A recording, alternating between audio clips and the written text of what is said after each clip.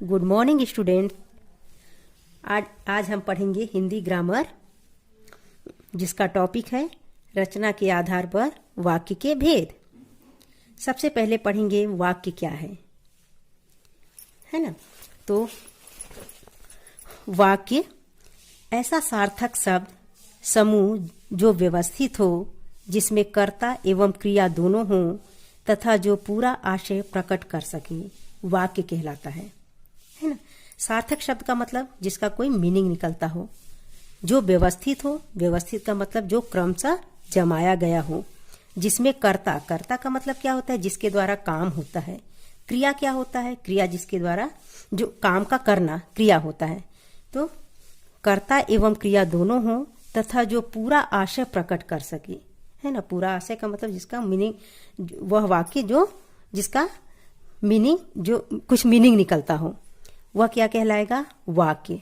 अब या इसको हम लोग दूसरे शब्दों में भी कह सकते हैं, यह शब्द समूह व्याकरण के नियमों के अनुसार व्यवस्थित भी है और सार्थक भी। सार्थक का मतलब अभी मैंने बताया कि जिसका कोई मीनिंगफुल अर्थ भी निकलता है। अतः यह क्या है, अतः यह वाक्य है। जैसे छात्र पुस्तक पढ़ रहा है। अब यहाँ पर छात्र क्या है, कर्ता, पढ़ रहा है क्रिया, तो एक इसका मीनिंगफुल अर्थ निकल रहा है, तो ये क्या हो जाएगा, वाक्य। हाँ, वाक्य के 3 प्रकार होते हैं। सबसे पहले है सरल वाक्य। सरल वाक्य को हम साधारण वाक्य भी कहते हैं। दूसरा है संयुक्त वाक्य और तीसरा है मिश्र वाक्य। मिश्र वाक्य को मिश्रित वाक्य भी कहते हैं। तो आइए सबसे पहले समझते हैं सरल वाक्य या साधारण वाक्य क्या है। सबसे पहले देखेंगे डेफिनेशन। जिन वाक्यों में एक ही विधेय, विधेय मतलब क्या होता है, वर्ब या क्रिया, एक ही विधेय होता है, उन्हें साधारण वाक्य या सरल वाक्य कहते हैं। या दूसरे शब्दों में हम ऐसे भी कह सकते हैं, वाक्य में एक से अधिक उद्देश्य, उद्देश्य मतलब सब्जेक्ट, हो सकते हैं, लेकिन क्रिया एक ही हो। जिन वाक्य में एक क्रिया हो वह कहलाता है सरल वाक्य, और सरल वाक्य को साधारण वाक्य भी कहा जाता है। हाँ, इसके कुछ एग्जाम्पल देखते हैं। पानी बरसा, बरसना क्या है, यहाँ एक क्रिया हो रहा है। बिजली चमकती है, चमकना भी क्रिया है। राम और श्याम पढ़ाई कर रहे हैं। राधा बीमार होने के कारण विद्यालय नहीं गई। हाँ, तो इसमें ये क्या है कि इसमें एक ही क्रिया, ये ध्यान रखना है आपको कि सरल वाक्य या साधारण वाक्य में सिर्फ एक ही क्रिया होती है। उद्देश्य हमारे एक से अधिक भी हो सकते हैं, लेकिन क्रिया एक होती है, इसलिए यह सरल वाक्य या साधारण वाक्य होता है। अब हम दूसरा वाक्य पढ़ते हैं, संयुक्त वाक्य। संयुक्त वाक्य क्या है, देखिए, जिस वाक्य में 2 या 2 से अधिक उपवाक्य मिले हों परंतु सभी वाक्य प्रधान हों, तो ऐसे वाक्य को संयुक्त वाक्य कहते हैं। प्रधान होना मतलब 2 वाक्य होते हैं, 2 उपवाक्य होते हैं, लेकिन दोनों अपने आप में प्रधान या स्वतंत्र होते हैं, और इन दोनों उपवाक्यों को कुछ समुच्चय बोधक अव्यय के द्वारा जोड़े जाते हैं। जैसे यहाँ पर और, एवं, तथा, या, अथवा, इसलिए, अतः, फिर भी, तो, नहीं तो, किंतु, परंतु, लेकिन, पर इत्यादि। इन समुच्चय बोधक अव्ययों के द्वारा इन 2 उपवाक्यों को जोड़ा जाता है। जैसे कुछ एग्जाम्पल देखते हैं। उसने बहुत परिश्रम किया लेकिन सफलता नहीं मिली। अच्छा देखिए, अब यहाँ पर उसने बहुत परिश्रम किया, यह एक उपवाक्य है, लेकिन अपने आप में क्या है, स्वतंत्र है, प्रधान है।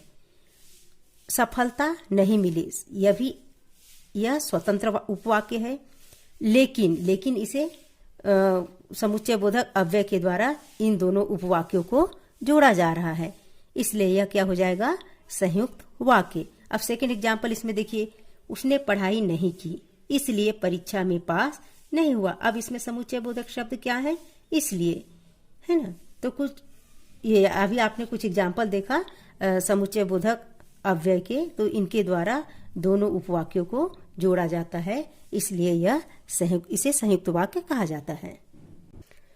अब हम तीसरे में पढ़ते हैं मिश्र वाक्य या मिश्रित वाक्य। मिश्र वाक्य को मिश्रित वाक्य भी कहा जाता है। जिस वाक्य में एक से अधिक वाक्य मिले हों किंतु एक प्रधान उपवाक्य तथा शेष आश्रित उपवाक्य हों, मिश्रित वाक्य कहलाता है। अब यहाँ पर एक प्रधान उपवाक्य होगा लेकिन वह अपने आप में पूर्ण नहीं होगा, तो उसको आश्रित उपवाक्य की जरूरत होगी। आश्रित उपवाक्य के होने से ही वह वाक्य क्या होगा, कंप्लीट होगा।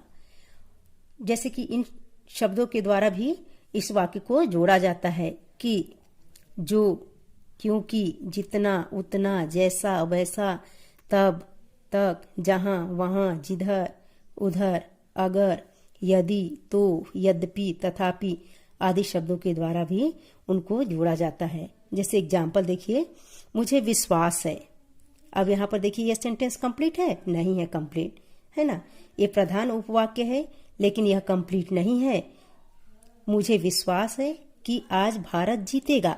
कि आज भारत जीतेगा, ये क्या हो जाएगा, हमारा आश्रित उपवाक्य होगा। तो आश्रित उपवाक्य होगा तभी वह सेंटेंस कंप्लीट होगा, उसका कोई मीनिंग निकलेगा।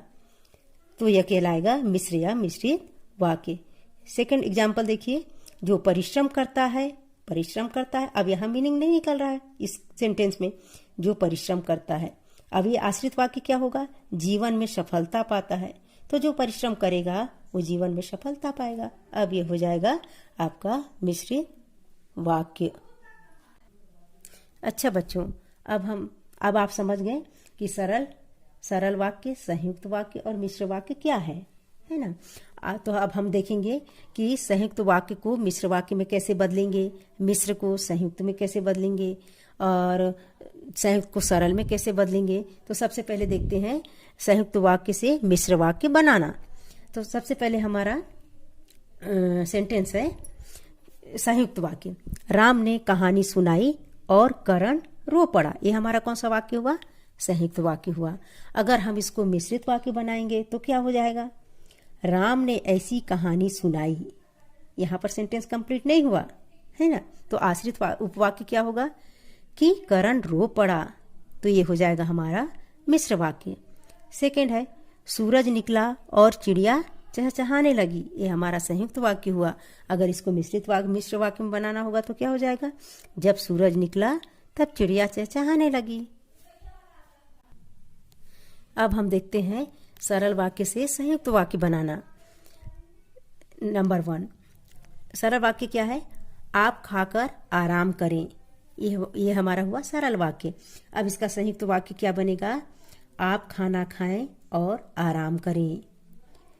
सरल वाक्य देखिए, निर्धन होने पर भी वह ईमानदार है। ये हमारा हुआ सरल वाक्य। अब इसको संयुक्त वाक्य बनाने के लिए क्या करना है, वह निर्धन है परंतु ईमानदार है।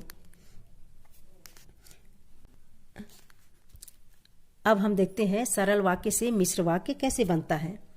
तो देखते हैं, पहले सरल वाक्य देखिए, अच्छे लड़के मेहनती होते हैं। ये हमारा हुआ सरल वाक्य। इसका मिश्र वाक्य क्या हो जाएगा, जो लड़के मेहनती होते हैं वे अच्छे होते हैं। ठीक। सेकंड है माँ के जाते ही बच्चा रोने लगा। ये हमारा सरल वाक्य है। इसका मिश्र वाक्य क्या हो जाएगा, जब माँ गई तो बच्चा रोने लगा। अच्छा बच्चों, अब मैं आपको होमवर्क दे रही हूँ।